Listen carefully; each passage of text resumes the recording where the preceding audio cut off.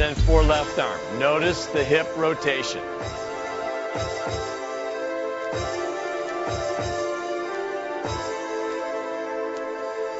Lindsay keeps very good leg skill going on while she does the single arm drill. It's easy to forget that a single arm drill is also a kicking drill. You have to concentrate on it because you're thinking about your arms.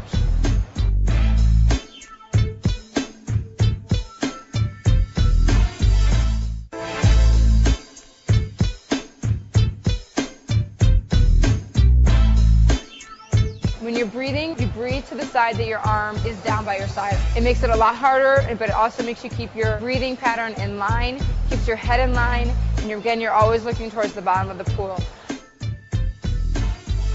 Again, on this drill, don't forget to kick, because if you don't, you're going to sink.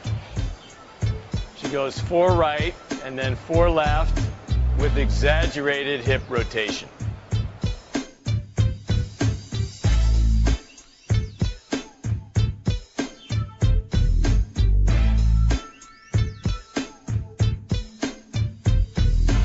Note that she's exaggerating the body roll by rotating the opposite arm that she's not using out of the water.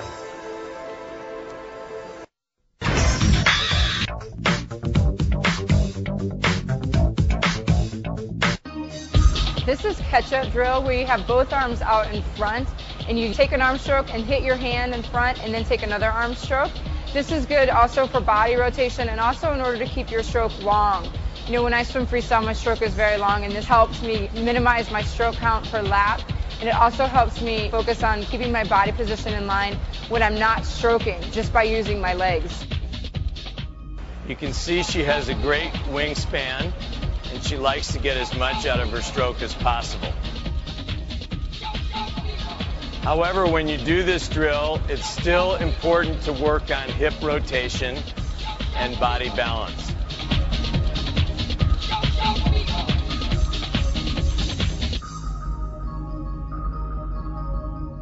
She does this drill maintaining good body balance by looking at the bottom of the pool. She gets full extension in front and full extension behind, past her hips. This is catch-up drill, but using a pipe kind of as a little prop to help us mix it up a little bit and have a little fun in practice. You use the pipe to make sure that you're actually stopping your stroke and really focusing on your body position. And make sure you're looking down at the bottom of the pool and not at the pipe, because sometimes that can be a distraction. So make sure, again, that you're rotating your hips and you're really finishing your stroke on this drill, because sometimes you're a little tired by doing this, and if you don't finish your stroke, you're losing the focus. This is particularly good for Lindsay because she works on getting nice and extended in the front.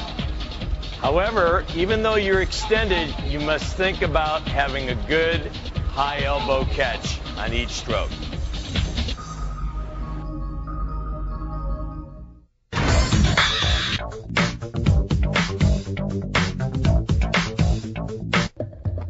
I like to use this drill to help me with my high elbows.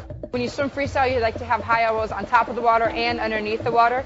A lot of people are getting away from this, where they think that swimming with straight elbows is better for them. But in my case, I like to swim with a long stroke, a very long body, and sometimes it gets out of whack if I don't use my high elbows underneath the water and on top of the water to advantage.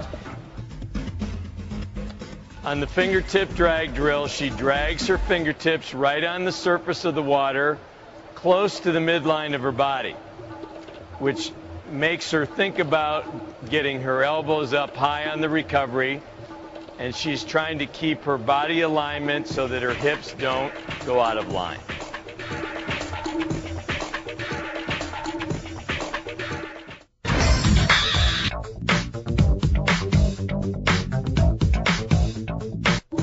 This is really good for high elbow catch under the water, especially if you're using a straight arm stroke. You don't want to forget to use high elbow catch underneath the water. This is where you're going to get the most power through your stroke. As you reach out, you're turning your fingertips down towards the bottom of the pool, and your elbow goes high up. And you make sure that your elbow is high up the entire way. This is the anchor drill where she's really focusing on and thinking about the front part of her stroke, the catch of her stroke, pointing her fingertips toward the bottom of the pool and catching with the high elbow.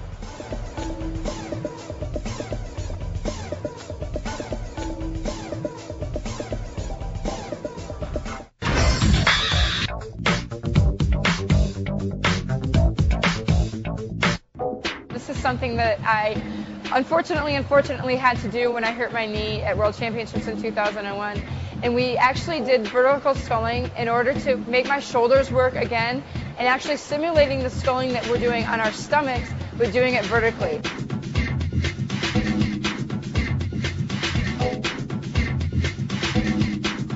Now when you do vertical sculling, you want to make sure that you try to form a figure 8 in the water. And you usually should try to get whirlpools, and that makes sure that you're doing your figure 8s correctly and you're doing your sculling correctly. Notice how her body's fully in line, her head is in line with her spine, she's not looking at the water or looking at the ceiling.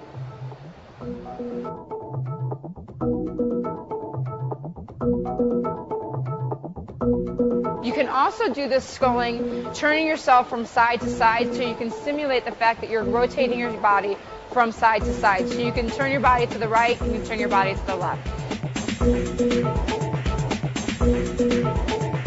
This vertical sculling drill is a great way if you're injured to kind of get around and make sure that you're doing something productive. And for me, vertical sculling was very productive in my situation.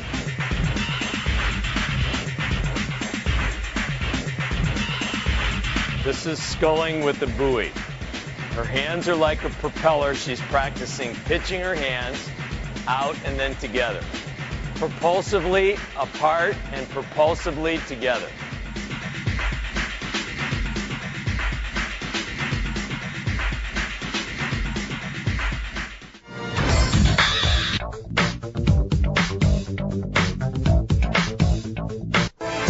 You know, one of the main reasons I like to kick with the board is because my freestyle kick is one of my weaker points of my stroke, and I think kicking with the board is really hard for me to do, so the more I do it, the better I'm going to get at it. Social kicking is fun to do, and it's also good leg exercise. However, it's good if you're going to kick with the board to do most of your practice in a proper position.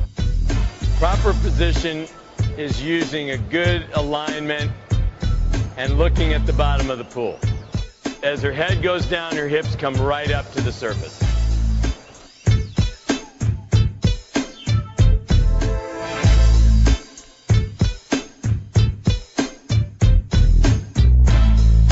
Sometimes I like to throw on a snorkel, and this way I can keep my breathing, keep my body position in line, but still be able to kick with the board, which is really, really difficult for me to do.